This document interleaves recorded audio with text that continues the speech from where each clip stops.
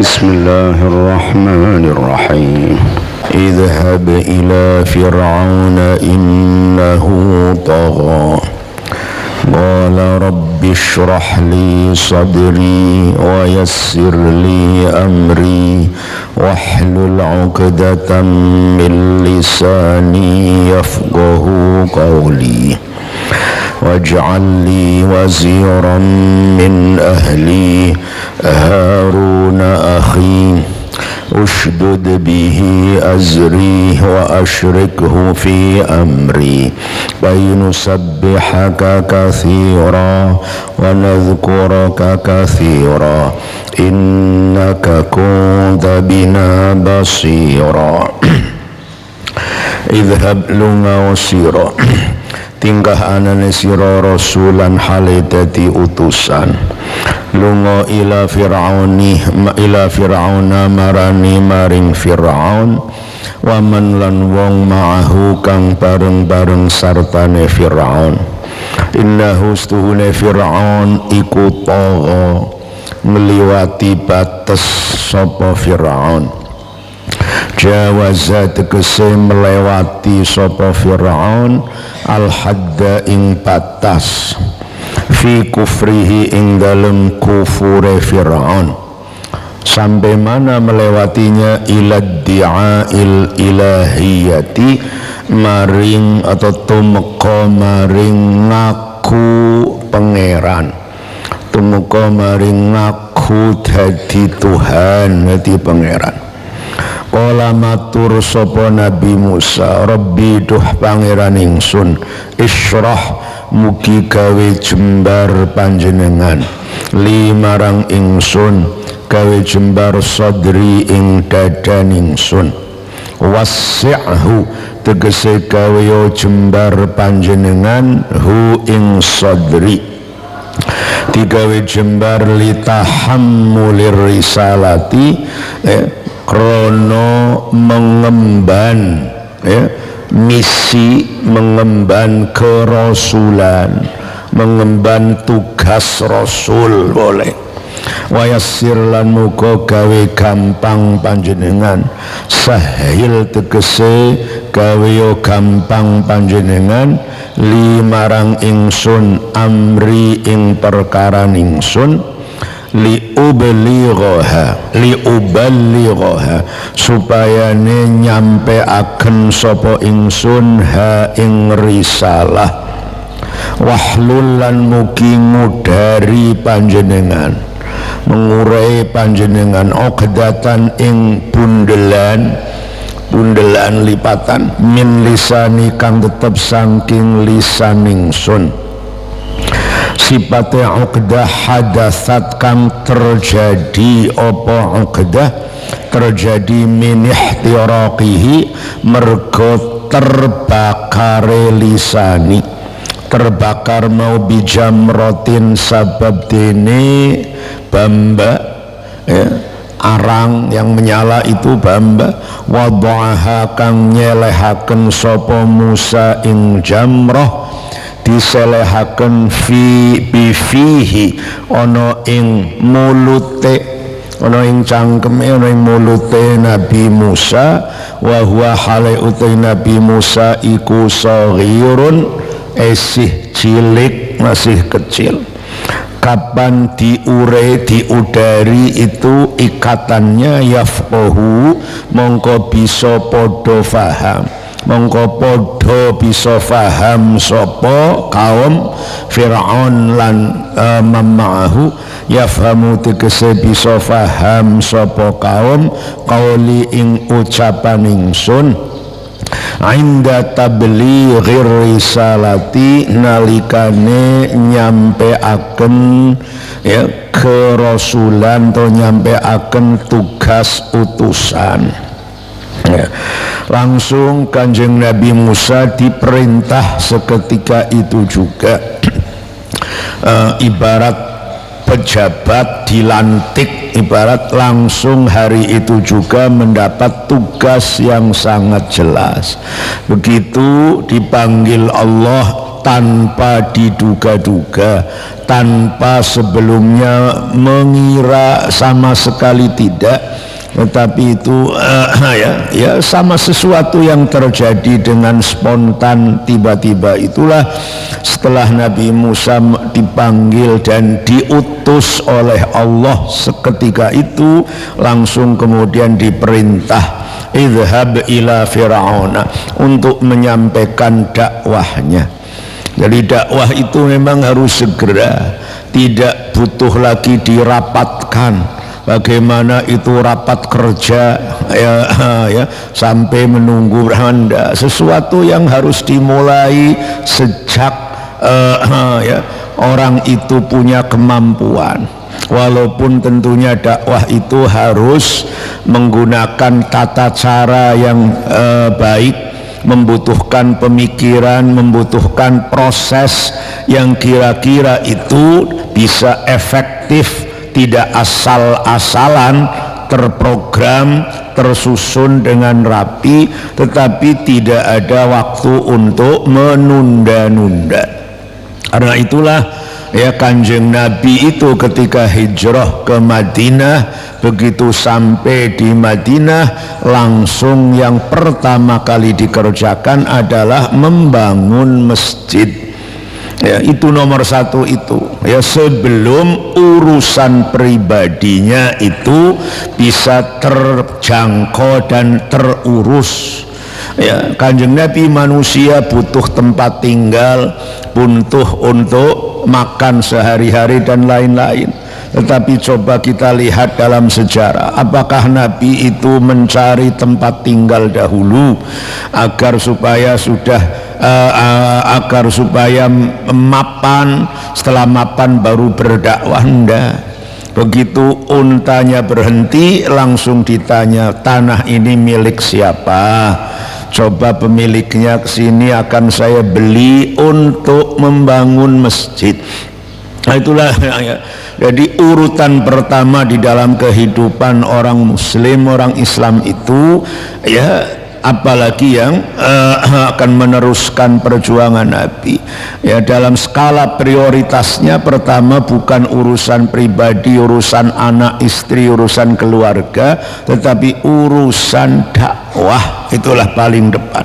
Lalu itu Kanjeng Nabi Musa langsung, Musa ya kau sekarang menujulah ke Fir'aun, bukan pulang kau ketemu dulu dengan ibumu, dengan keluargamu di sana, tidak, langsung ke Fir'aun, karena Fir'aun itu tagha ya, harus diingatkan ya agar bisa kembali ya ke jalan yang benar. Innahu tagha ya, tagha itu ya artinya melewati batas, keterlaluan, adigang adikung. Kufur itu juga ada batasannya ya, sesuatu yang jahat pun ada batasannya. Lah Firaun itu sudah jahat, dan jahatnya di kelewat batas, di luar batas itu, sampai mengaku Tuhan.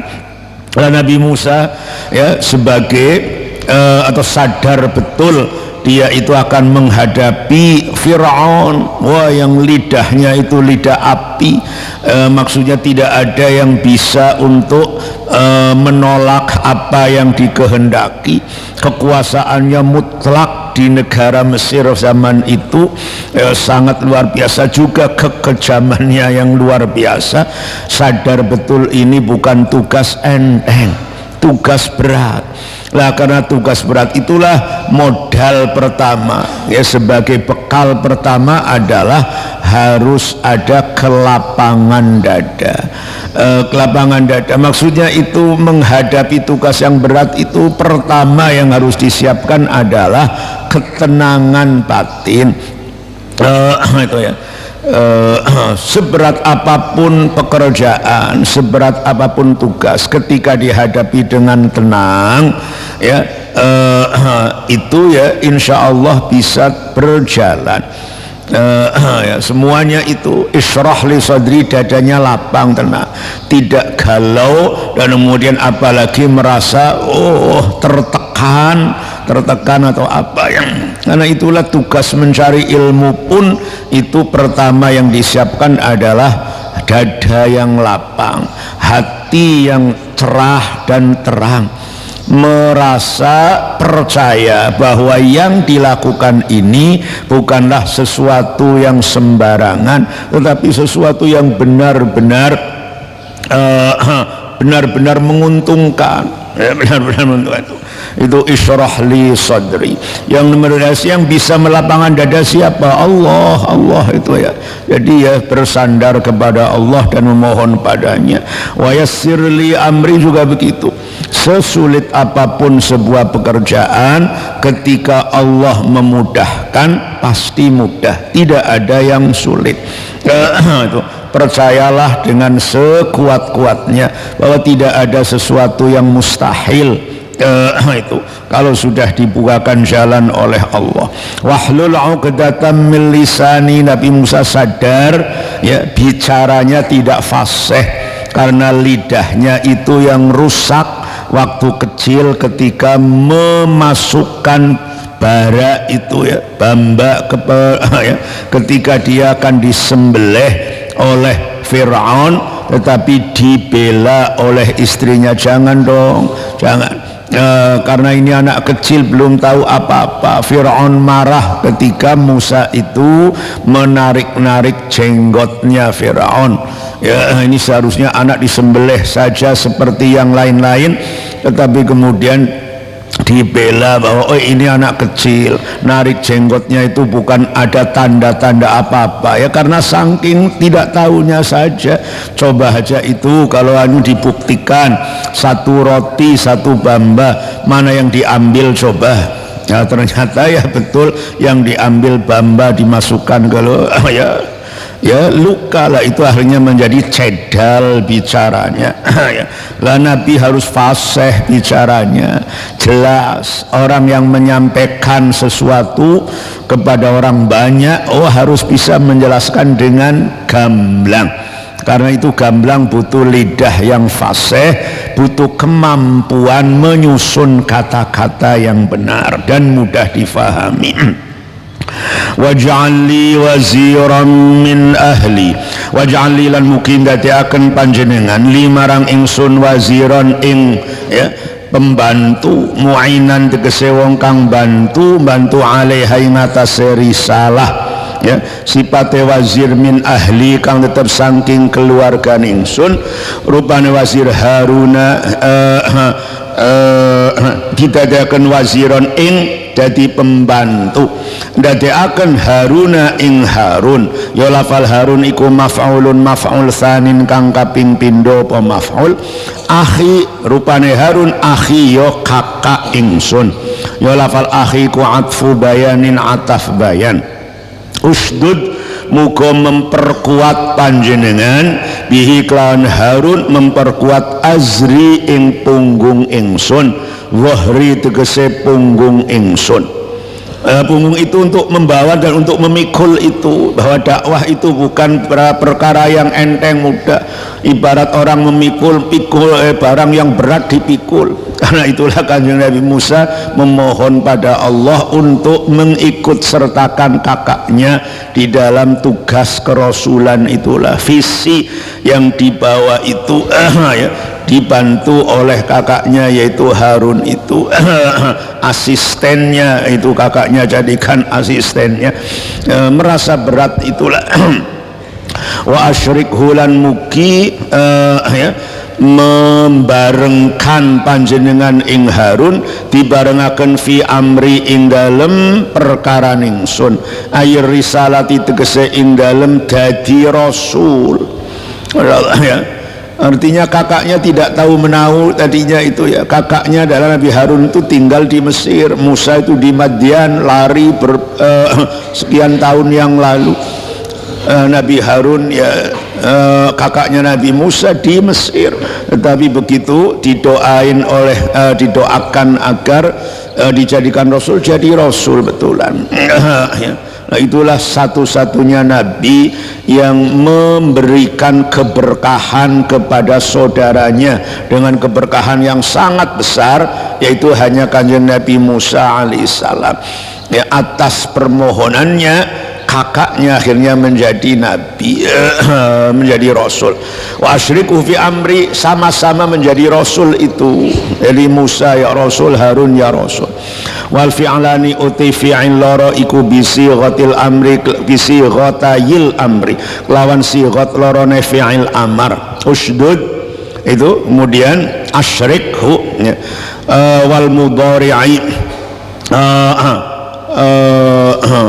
wal mudhari'u utai fi'il mudhari' al majzum wal mudhari'i lan kan fi'il mudhari' al majzumi kang dijazmaken apa mudhari' itu yafqahu qauli.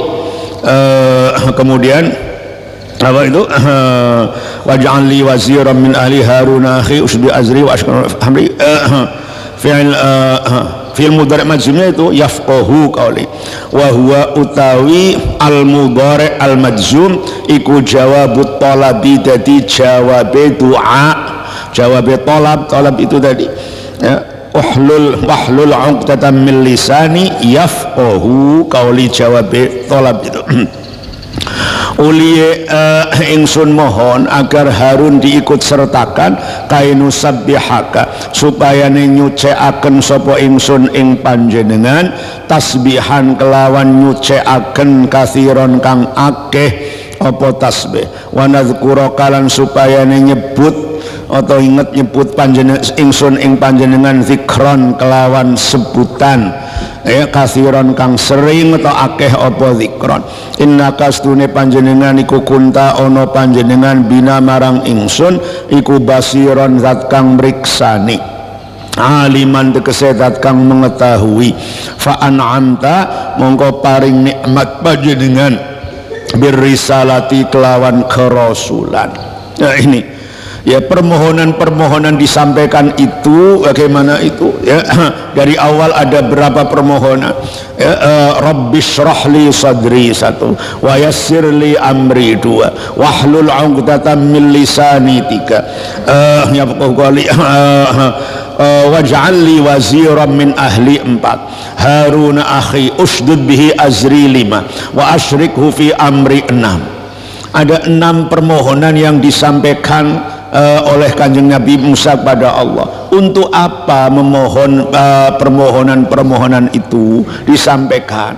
Ada tujuan apa? Tujuannya tidak lain adalah kainu sabbihaka katsira wa nadzkuraka katsira, agar aku bisa mensucikanmu sesering mungkin, sebanyak mungkin, dan menyebut-nyebut namamu sesering dan sebanyak mungkin. Nah, inilah tujuan hidup orang mukmin itulah ya. Tujuan hidup orang mukmin semuanya itu apa yang diberikan oleh Allah kepadanya, tenaganya, ilmunya kalau punya, hartanya kalau punya, pengalamannya kalau punya, kemampuan berpikirnya kalau punya, semuanya itu tujuan akhirnya adalah untuk ibadah itulah. Kainu sabbihaka katsira wa nadzkuraka katsira, itulah. Karena itulah jangan punya cita-cita selain untuk mendekatkan diri pada Allah ya.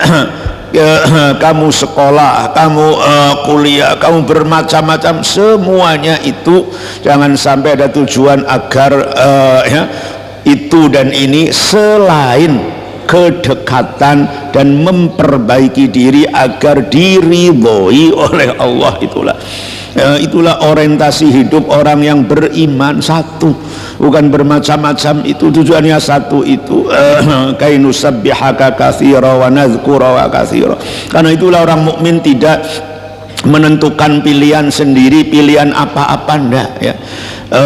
Pilihan untuk jadi itu, jadi ini, harus meraih itu, meraih, tidak. Meraihnya meraih ridha Allah ya. Soal itu status ataupun pekerjaan ataupun profesi apa saja itu terserah Gusti Allah yang akan menentukan, begitulah. Yang jelas semuanya adalah kai ya. Kai itu supaya, ilat itu kalau dalam ilmu usul fiqh ini, permintaan itu ilatnya adalah agar keinginanku untuk bisa zikran katsira, tasbihan katsira, itulah.